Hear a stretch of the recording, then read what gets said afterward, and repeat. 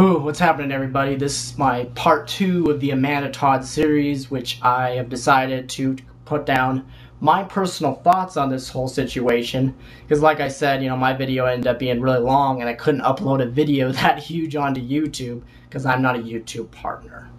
So I decided to maybe just make this a 2 or 3 part series to say the least. So that's my aim on the whole thing. Now in this part 2 I'm going to be talking about my thoughts, and I will kind of get right down into this and start saying that I'm really not happy about this whole situation. This is really a sad situation by every stretch of the imagination, and I don't know what to think. It's terrible, It's amazing people could be this cruel, and it just blows me away. It really does. It absolutely blows me away, and people must not have anything better to do with their life that they had to ruin this girl's life. And she wasn't even 16 years old. She was a month away from turning 16 and she commits suicide, and now everybody knows about her story and everything because she killed herself. I guess nobody would have even known about her story if it wasn't for the fact that she committed suicide. But that's what's so crazy about this whole thing, is that if she would have prevailed through all of this, I guess nobody would have known about her story.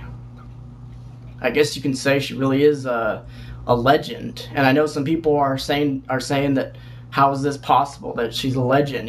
She's not anything special, because every 30 minutes a teenager's committing suicide every 30 minutes, because of bullying.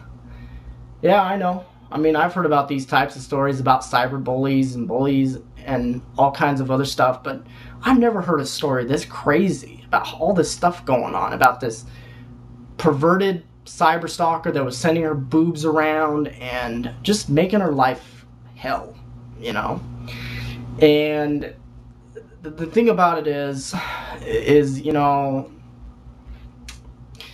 it's crazy. It's absolutely crazy, but I mean, it is what it is. I don't know really I almost don't even know what to think of those people. I'd like to just shoot them all, if you ask me. I'd like to just shoot them all.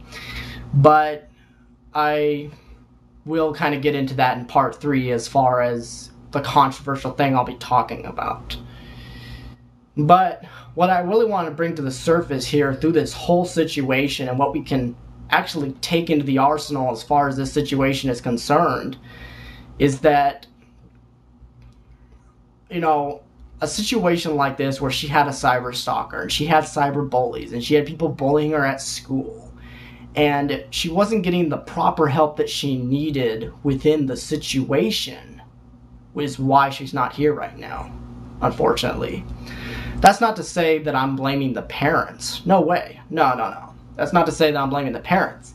This thing is really a huge situation, and you have a cyber stalker that's posting her boobs around the place just because she showed her tits when she was 13 years old, which, by the way, is considered child pornography by every stretch of the imagination.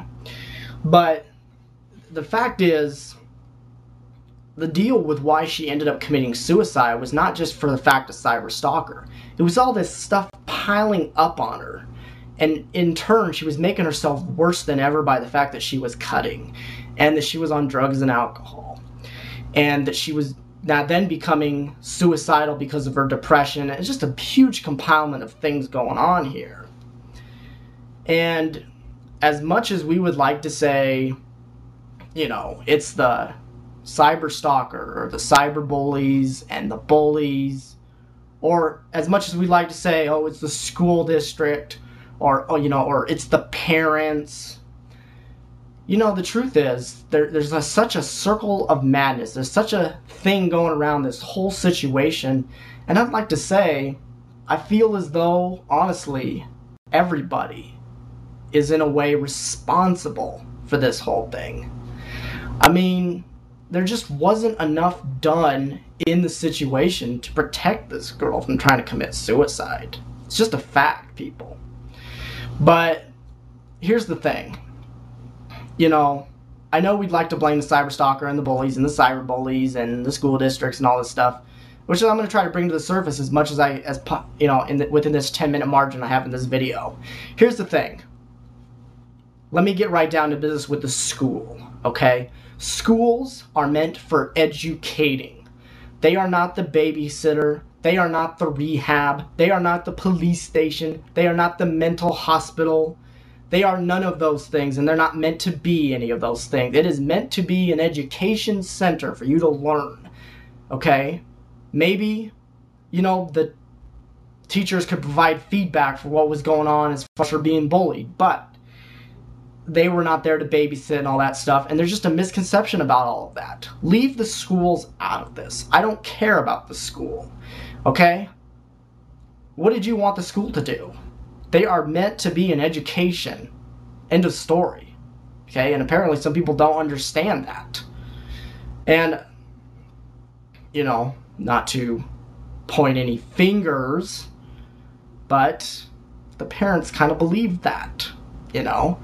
The dad was in a position of saying that, you know, he believed the schools needed to do more. And the mother believed that the schools did everything in their power. I don't care about the schools, okay? I just don't care about what they have to say as far as the school. Leave the school district out of this, honestly. Really, okay? Needless to say, the parents at least got her onto counseling and antidepressants, and there's a chance that even if the parents had done everything in their power, she probably still would have committed suicide. But I'm just going to say this as kind of my final thoughts to this whole situation. If the parents had gone a few steps more, she might still be alive today. I really believe that. And what are some of the things I believe that could have been done that could have saved this girl from what she was getting herself into?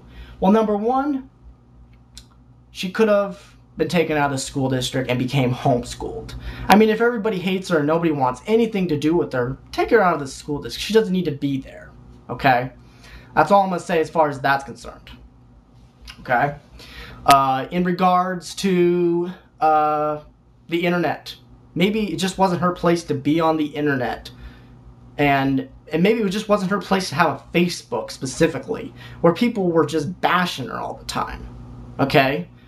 You got to understand that this person that was cyberstalker, that was stalking her, she probably posted on Facebook saying, hey, she probably told one of her friends, hey, I'm going over to this new school, and boom, cyberstalker sees that, knows which school she's going to, now has the information. End of story. It's done. You know, it's done, it's done, it's done. And there's nothing you can do about it. Okay? And that's how she was getting back to square one as far as that's concerned. See, if you eliminate the source of going on the internet, now the cyberstalker doesn't have anything to work with. The cyberstalker was probably monitoring her on her every bowel movement when she was on the computer. Even if her mom or dad went on the computer, they were seeing what was the cyberstalker was seeing what the person was doing on the computer. Okay? And the other thing I'd like to say is that I think that addressing these bullies, well, I mean, you know, like I said, get rid of the Facebook, get out of the school, and try to get her on some rehab. Because according to her video that she posted a month before she committed suicide, there's nothing mentioning the fact that she was trying to get rehab to get her off the drugs and alcohol. That should have been a really big start right off the bat. Okay? But, needless to say, the one few things that they could have done was taken her out of the school, and they could have done the other thing. Now, I know that didn't happen because, as you can see, that's a different story compared to what happened. Okay? Like I said, they could have done everything and she still could have committed suicide. But I believe if a few extra things would have been done on the parents' part, she might still be around today.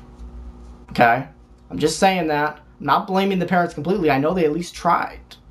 And I know they were going through the rounds when she was going through the bullying and everything else. But believe me, they're going more through the rounds now that she's gone. And I really feel bad for the parents. My condolences goes to the parents. And I feel sorry for the parents. And I really am not happy about the bullies and all the other people, because all those other people, believe it or not, they are responsible for her suicide. End of story. Okay? Whether everybody wants to believe it or not. And that's all I'm going to say as far as that's concerned. And part 3, I'm moving into my controversial stuff. So stay tuned for that.